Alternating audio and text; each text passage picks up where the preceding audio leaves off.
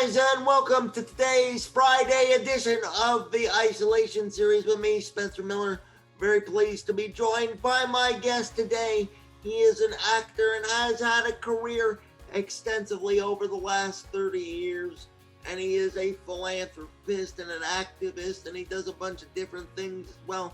His name is Malik Yoba. You know him from season 1 of Empire. You know him from Designated Survivor.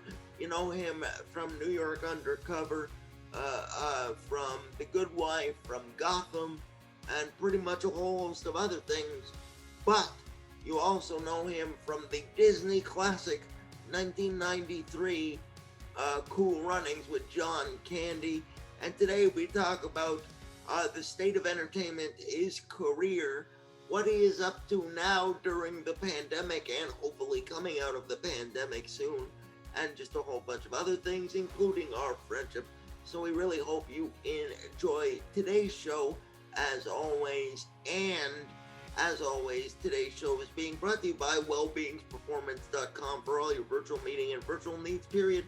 Please go to wellbeingsperformance.com, as well as imprintpilates.com, Toronto and the Greater Toronto Area's premier Pilates studio, also specializing in rehabilitation and athletic conditioning. And finally, by greenstorage.ca, Toronto and the Greater Toronto Area's #1 self-storage facility. For more information, please go to greenstorage.ca. And finally, don't forget to like, share, and subscribe on our newest platform, which is podbean.com/the isolation series for all archived episodes, including today, where we put this past Tuesday's episode up, Hockey Talk. Because of technical issues, we could not put it on any of the platforms when we did it, no matter how often we tried to upload it, due to the wonderful breakdown of technology. Don't you love it? Anyways, go to podbean.com/the isolation series to catch all our past episodes, including this past Tuesday's Hockey Talk, which was a fantastic episode between Paul and myself. Here is today's episode with Malik Yoba. Are you ready for an interview experience of a lifetime? Knockdown, drag-out, hard-hitting conversations, debates, and interviews. Well, if you said yes to any of these questions, sit back, relax, and enjoy something like no other. This is the Isolation Series.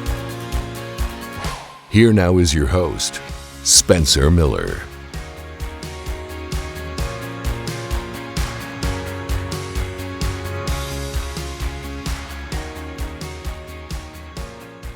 Hey guys, and welcome to this Friday edition of the Isolation Series with me, Spencer Miller. Very pleased to be joined once again by a dear friend of mine, actor, philanthropist, activist extraordinaire, the one and only Malik Yoba joins us on today's episode. Malik, welcome to the Isolation Series, my friend. Good to see you, man. Interesting title, Isolation Series. What is that about? When the pandemic started and all productions of film and television got shut down for a while, I decided to go back to my radio roots and start this podcast. And so I figured what better way to do it than by calling it the Isolation Series, because I started it when everybody was isolated. In isolation. Makes sense. Yes. Now, let's jump right in. First things first, I want to talk to you about your thoughts on how this has affected the overarching entertainment world as a whole. I mean, we know that it has affected everybody in some capacity, shape, or form. But being in the entertainment business, as long as you have been in the entertainment business, how has this last 15 months or so affected you from being able to effectively do your job and something that you've enjoyed doing for so long? I think, the obvious is, like most people, everything shut down. So I was in the midst of starting a project literally right in March. And, when everybody thought it was going to be a 2-week thing, producers are like, oh, don't worry, we're going to push the date to like April 22nd or something like that. And I laughed when I got the email. I was like, as producers, I get it. Show must go on. So they're going to be hopeful, but the world around us is shutting down. So I knew that wasn't going to happen. And I had a lot of things planned. I was editing a documentary that I was working on. So we started editing probably January of 2020, or maybe even December. So that got delayed. Couldn't work with the fellows I was working with. The movie got pushed. I was going to do a tour of my one-man show, Harlem to Hollywood, that I had done in 2019 at the Apollo Theater here in New York twice. And then, like everybody, I just was like, what the fuck? And sat on my couch longer than I've probably sat on it since I've owned it. And watched everything that I could on Netflix and Hulu and Amazon. And for the first time, actually, in a long time, I really missed acting. I've been blessed to have a pretty consistent career over the last almost 30 years. And so it's the longest I'd gone not being on set, actually. So would you say that this, much like a lot of other artists that I've talked to throughout this sort of reinvigorated your original love for what it is that you have done for so long? Yeah, in a lot of ways, yeah. Because when you're watching a lot, right, you're watching other people work. And I tend to actually not watch that much. I don't watch a lot of television. I watch a lot of film, watch a lot of documentaries. But yeah, man, it made me a lot more grateful for what we do, and made me hungry again, not just for acting, but for directing, especially in the process of editing my film. But once George Floyd was murdered, I got off my ass because the activist inside of me kicked in, and I was very busy, actually started a podcast as well called Craft Service, with Elena Huffman, a nice Canadian actress. You might know her from, most recently on the 100, but we met when I was doing the show Defying Gravity back in the day, and then she was on Alphas with me, and so we've been friends a long time. So we started that. I started a Instagram page called Black Allies Matter, to just try to educate people around American history, particularly Black folk in America. So I got really productive, and then picked up editing my film, a couple of things I'm working on producing. So, and then I started shooting. I ended up shooting that project that was delayed in March and April. I shot it in June, July. It was one of the first, if not the first, production to go back up in Atlanta. And then by the fall, the business opened back up again. So like November, December, a lot of auditions were coming, projects were coming online, auditions were coming my way. Some offers came, got COVID in January, couldn't do one project, but so effectively it's been like 4 projects since last June. Yeah. I'm just finished one. I'm about to start another one. But yeah, I think that on a positive side, it's made the need for more content greater. 100%. And I want to ask you something that is very interesting and that you are uniquely qualified to talk about, and that is this. You have had a great career. We have talked about it right off the top here, about it being almost 30 years now, which is crazy to think about. Doing New York Undercover, Empire, Person of Interest, so many other shows, including Designated Survivor, where we met, and different things like that. My question to you is, does it bother you at this point at all that people still largely connect you to such a beloved film from 1993, and that Well, absolutely not. No, look, to be a part of something that works its way into the fabric of culture, that becomes an evergreen, that becomes beloved. Like, I've literally met families that tell me we've watched the film 100 times. Like, the mom, the dad, the kids. The kids are grown, and they were like 6 or 5, and now they're in their 20s. Nah, that's just dope. Like, to be part of something like that. In fact, I just did an interview the other day with Raw Lewis, who played Junior in the movie. He has a podcast, and those relationships, Raw, Doug, Leon, myself, we're all still connected.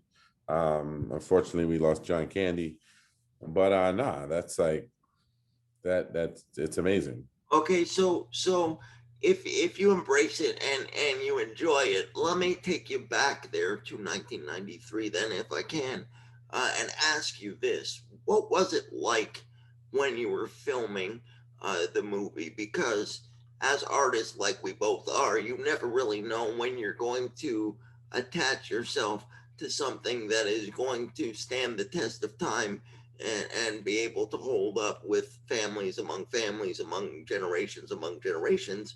Did you guys, whether it be yourself, John, Leon, Doug, Raul, or anything like that, did you guys, while you were making it, think to yourselves, man, this might be something special? Well, yeah, there were moments, and I learned on that film, if you were doing something and the crew gets it and they're laughing.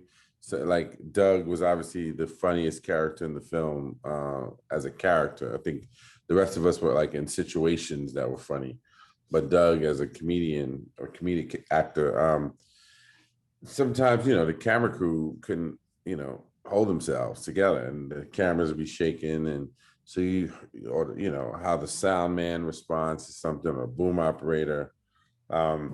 You learn, like, oh shit, okay, because a lot of times crews don't read the scripts. Like, the department heads might read them, but the operators don't necessarily read it, and they don't always know what's going on, so their perspective of it is a lot fresher a lot of times. And so you definitely had a sense of this was funny, whether or not it would stand the test of time and it would be what it has become, a classic. Nah, didn't know that, but definitely knew that, oh shit, this is fun. And it was a true story, based on a true story. So yeah, there was that. There's the Olympic history. So you knew that it was connected to something that mattered to people.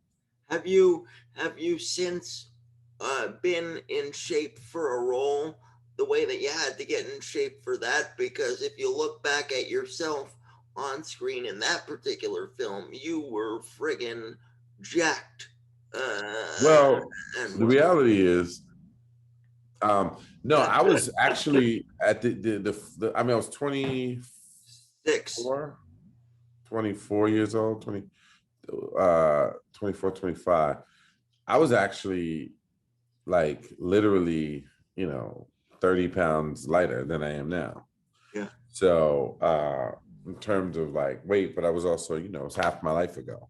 Yes. And so, although before quarantine, I have to say, I came pretty close to that weight again in like right after Designated Survivor, which was actually probably the biggest I had ever gotten. And then I lost about 20 pounds, working out. So the workout, I'm not like Cool Runnings. We were working out to like get as big. In fact, that's where I started working out in the gym, was when I got that movie. Yeah. The producer said, we start shooting in 2 weeks. We're getting you a trainer and go back to New York and, get in the gym so I could, physically be, bigger than the rest of the guys. But no, I mean, I my goal is I'm 53 now, so it's easier to carry weight unless you're really, really disciplined. So I stepped on the scale for the first time in over a year recently, and I was like, nah, this scale's broken, right? Fuck. Yeah. You don't realize, especially, in COVID, which I wasn't completely reckless, but I was much more sedentary than I've ever been in my life. Even like editing my film, a documentary that I directed, I've never sat that long ever. Yeah. Like I would, 23 hours some days, 16 hours, 12 hours, like 10 hours just going 5 months straight. And I'm still not finished. Yeah. But yeah. Um, okay, so out of your whole career, my question now is, what do you want to accomplish, let's say, coming out of this pandemic? I mean, obviously, you want the success of the documentary to go very well, and the Instagram page and all of your other things that you have already mentioned, the podcast and stuff like that.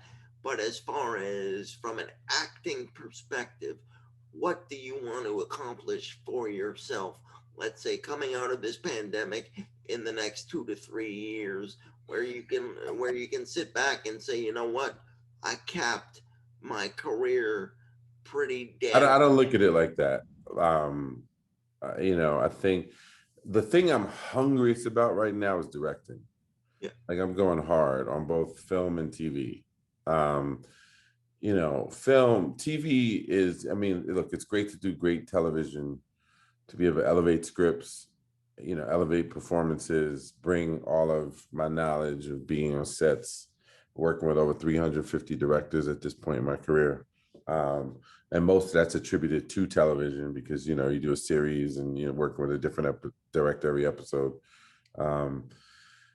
So there's that, like proving not to myself, but I feel like more to the rest of the world that doesn't necessarily see me as a director yet, even though I've directed, some things, mostly shorts or web series or specs, that kind of stuff.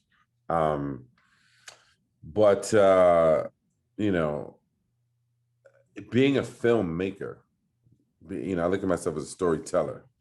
So it's about being able to tell stories until I can't anymore in every way, shape, or form that I can. So it could be an actor, writer, director, producer. So currently, there's unscripted stuff that I'm developing.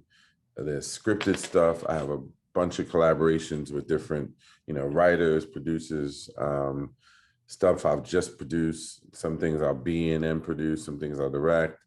And so I'm always sort of in the lab working a few different experiments at the same time. So it's more about that. Studying, I continue a student of film, and I continue to study and watch directors and listen to interviews and read and, just prepare myself for the opportunities. Like, there have been a couple of films in the pipeline to be my directorial debut. And, you could put years into getting a film made and nothing happens. So like one of them, which actually would have been my first, is a film called Seven Fishes about Italian-American Christmas holiday tradition, Yeah. Christmas Eve tradition. That was important to me from the perspective of no one's expecting me to direct a film about Italian-American holiday celebration and a family and love story and all that stuff. Something else that I'm attached to right now definitely can put me in a whole other league. It's sci-fi, it's thriller, it's Afro-futuristic, it's historical, it's a love story, it's it's a prestige project that I don't think anyone necessarily expects, right? So as far as acting is concerned, when you're an actor, if you're only an actor and you're not directing and producing these other things, you're always waiting on a job, right? Someone else to say, you're right for my vision. I've never been comfortable in that position, even if it's worked out for me. I've never liked the idea of sitting around and waiting for someone else to either make you an offer or auditioning for something. That said, like just in this last few months, some amazing projects have come my way that for the most part, I was down to do all of them, and they all could have been, next level, right?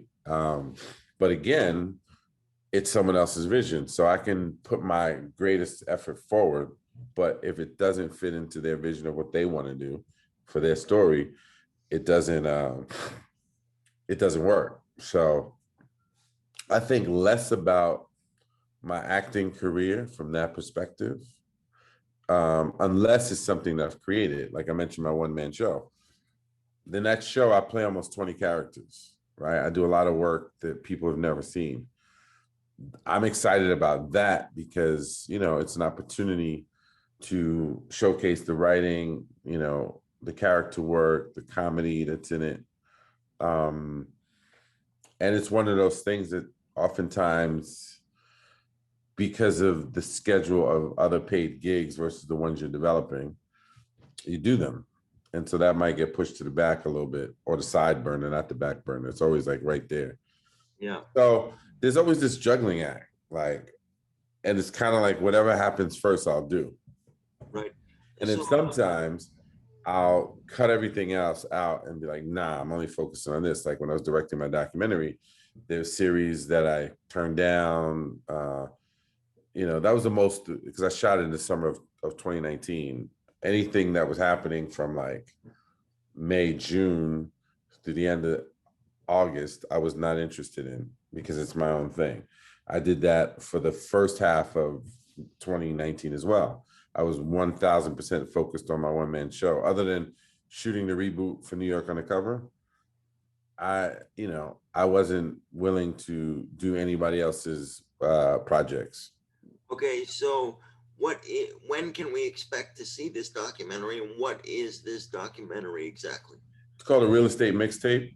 And it's, I do real estate development as well. So I'm involved in a couple of projects. I've had a real passion for real estate and architecture and interior design, and I've always been passionate about it. And the more I got into it, the more I felt like I wanted to create more access to the process for people, particularly people of color, not just in America, but in New York City, where there aren't any, there's developers of color for sure, but it is such a hard business to get into, to understand. There aren't a lot of pipelines for people of color to understand that this is even an option, any aspect of the business. Like people know brokers, they know real estate agents, but most people don't know bankers that are financing deals, architects, interior designers, engineers, people who own construction companies, developers. But we have this relationship to our built environment and we don't really think about it, right? People think, like, if you were born in Harlem in the 70s or the 80s or the South Bronx, you would think that was almost your birthright. That, wow, I'm born in a neighborhood that's destitute, burnt out, there's junkies, there's poverty, there's poor schools. Most people don't realize that was deliberate. How the government had a hand through the, redlining and, predatory lending, all the history of the Federal Housing Authority administration, through the practice of redlining for 3 generations from 1938 to 1968. Obviously Jim Crow and segregation, all those things created the conditions that people are born into, and they don't really think about it. And so being someone who likes to be solution oriented, there's a lot of great stories to tell, because there are a lot of people who are doing their thing in that space that people don't know about. So the goal was, the theme or the narrative was me doing my first development deal in New York City, and sort of bringing the audience along on how do cities get built and how do people do that. But I took a group of 7 young people along with me that I randomly selected from around the city, from 19 to 38 years old. And during the filming process, you get to see them get turned on and turned, out, and realize their role in all of this. Some were pursuing careers in real estate, some were not. So it became less about me and that journey of me doing my deal. And I sort of pushed the young people forward because they represent the audience.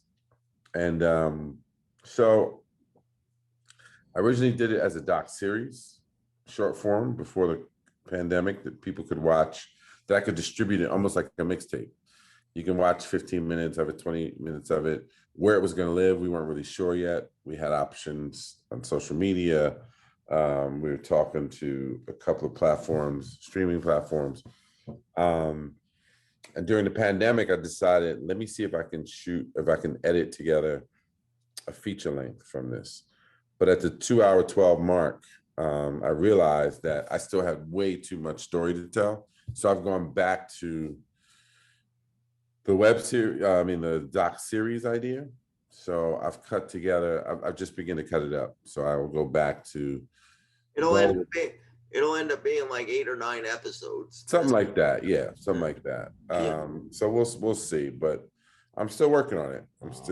It's, I needed to take a break because I was going hard from like September to January editing. And then I got busy filming stuff. And so it's a bit on the back burner, but it's always like right there. Right. Okay, I'll get you out of here on the last 3 things. First, I want to throw it up to Paul. I know Paul always has interesting questions. Paul, would you like to ask Malik anything specific at the moment? Sure, thanks, Spence. Malik, you've made mention of being able to be relevant and working in the entertainment industry for the last 30 years. If there's anybody listening to this or watching this that is trying to pursue that same career, what do you think, what do you attribute your success to and your longevity to? Well, I think, talent helps, actually being able to do the job. I think that I've always believed that serving something bigger than myself has helped, meaning, this could be a very selfish pursuit. And I think that you have to think about how do you help other people along? Like, people think I have to be successful before I can give back. I think that you can always just give of yourself as you go along, and that there's reciprocity to be had from that. What goes around comes around. So goodwill does come back. And then I think, there's a bit of luck, if you will. Some people say preparation and opportunity meet, that's luck. But I think also having a spirit of entrepreneur, like I mentioned, a lot of projects that I'm working on that are my own, that are self-generated, or people come to me with and say, hey, I'm trying to do this. And I do that a lot. Like, a lot of these collaborations are because someone else came to me and said, hey, I've got this script. I think you'd be great to direct it. Or I'm trying to get this idea. I have a book that I've written or, I'm a published author of many books and I'm trying to do series from those, or, so there's always this, entrepreneurial approach, which allows you to free up mental space and heart space to not get so caught up in when things don't, quote unquote, go your way because you're waiting on a job, if that makes sense. So I think it's all that, but honestly, also just the grace of God, man. Like, I have something to say and things to contribute to, and provision is made for me to do that. Okay, and we'll get you out of here on this last 2-part question. First, I get all my guests out of here the same way, and I'm about to do it to you right now, and that is, you and I have been friends for a long time now. Do you have a couple of Spence moments or a couple of Spence memories that stick out to you that you would like to share with the audience that really encapsulate our friendship? Because it's one thing coming from my perspective, it's a whole other thing coming from the other side of the coin. So does anything stick out to you that That's a great question, bro. Your spirit, man. Like, we met on the set of Designated Survivor. You had been friends with Kiefer. We started talking and it was like we had known each other for a long time. And honestly, the spirit that I was just talking about, right? people could see you and walk past you all day long, right? You know what your experiences are, how people look at someone who might be in a wheelchair, right? But first of all, your personality is too big to allow them not to notice you. And so there's that. But, just this sense of like, you have the same spirit. Like one of the first things you were saying, like the way you approached me was, how can I help you? Like, whether it was, hey man, I have friends that, produced or got hookups for Hamilton tickets, I can hook you up for that, or, I can help with this or that, or connect you with this. So my perspective of you and why I've stayed connected is because you are someone that's similar to me in that sense. And it doesn't matter where you come from or what you look like, you see the humanity in other people. And and your humor, you love to make fun of yourself. And so it's like, I fuck with this cat. Yeah. And we've been friends now for 4 years, even though it feels like 40 sometimes. 2017, maybe. Yes, 2017 we met, 2016, something like that. Yeah. Well, first of all, thank you for saying that. It's some of the nicest stuff you've said about me in the entire history of our friendship. And secondarily to that, I know that you and I were originally talking about it, but I'm going to bring it up now because it's the podcast and I'm putting it out there. I would still love to, at one point or another, do a collaboration with you. Still, I know that you and I were talking about that at different points, but I think if the pandemic has taught any of us anything, is to really take advantage of certain situations that we are blessed with. And you and I are both very talented individuals, and I still think that the world needs to see a collaboration from Malik and Spence at some point or another. Hey man, if you're there, I'm there when the time is right. You know how this works. So like us even getting on the, Zoom to do this, we said we'd do it. So I guess let's look at this as our first collaboration. Let's see what we do next. Absolutely. And last but certainly not least, I know that unfortunately a few weeks ago you lost your mother and everything like that. So from myself and all the viewers and Paul and everything, I hope you're able to get some peace of mind with that and get some love thrown your way with that, because I know it can be difficult, especially to lose somebody in the midst of a pandemic. But I'm sending you positive vibes and everything. I appreciate that, man. Yeah, I miss her. She worked with me my whole career. So she was more like my administrative assistant, my design partner. She helped run my foundation when I had one running. But thank you.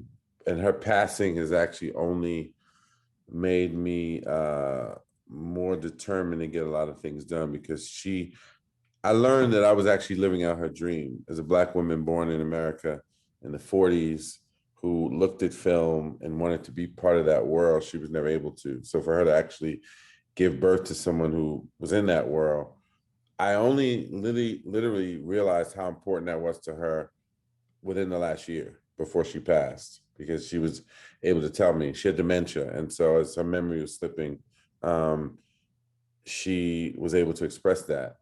And she also is a big presence in my one-man show, and I've recorded her voice, which is part of the show. So I'm glad that I will always have that as well as part of what I'm doing.